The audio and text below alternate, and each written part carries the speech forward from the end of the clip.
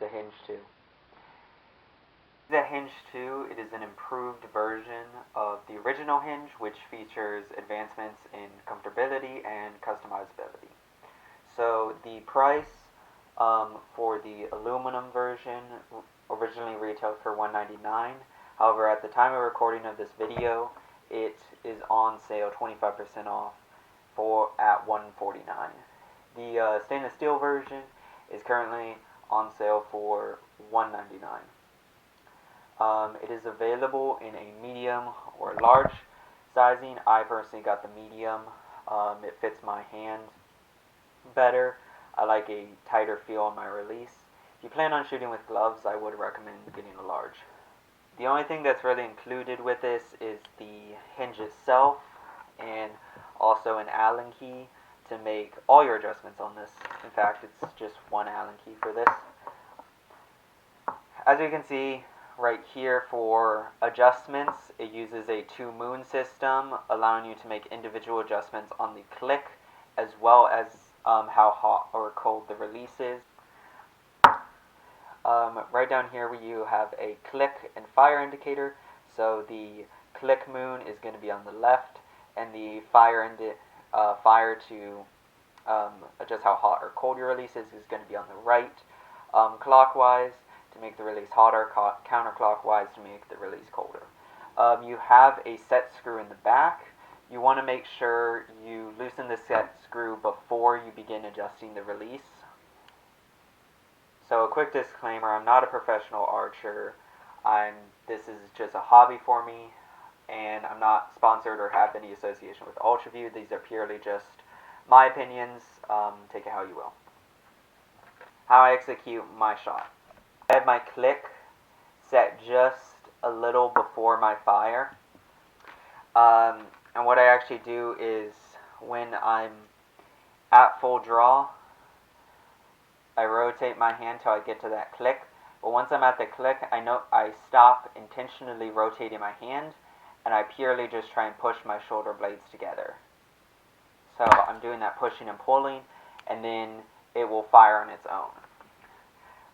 That's how I personally like to have it set up. I use the click as an indicator to begin just using back tension.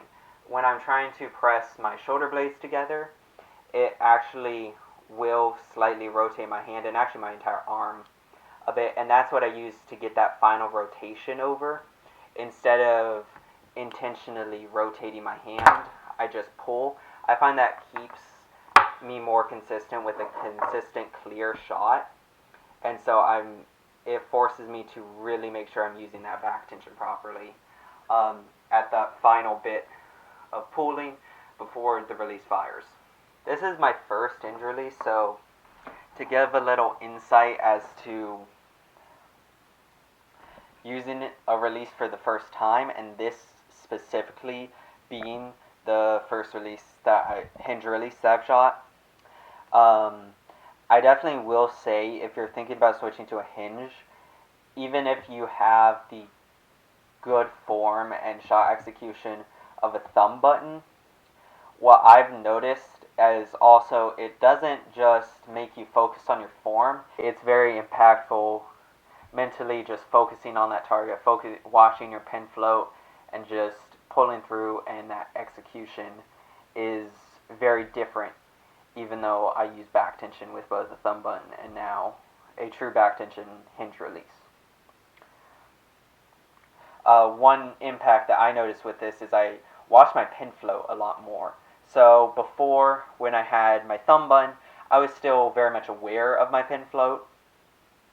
However, I didn't watch it and study it as much as I do now with the hinge, when I have to just trust that pin float a lot more and trust that it'll return to center.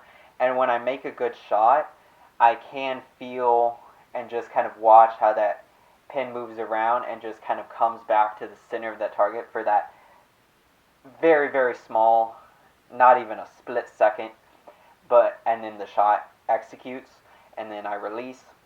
When I'm coming on price, I think $200 is a bit steep for this, just being it's it's expensive, you know. Now, I was lucky enough to get this on sale for 50% off, so I only paid $100 for mine on Black Friday. Fortunate to those who missed it, but you still can get it for 25% off as of recording of this video. So that brings the price down to $150, which I think is pretty fair. Honestly, for this, the 200, I probably wouldn't have bought it at 200.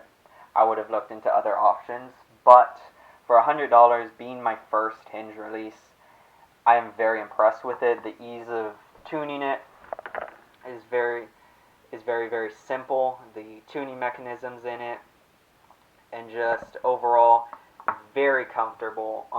More comfortable than my Carter, actually. And so, overall, I am very happy with this purchase. I would definitely recommend it, especially if you are already shooting the UV thumb button. Their neck height is the exact same. So I will say that.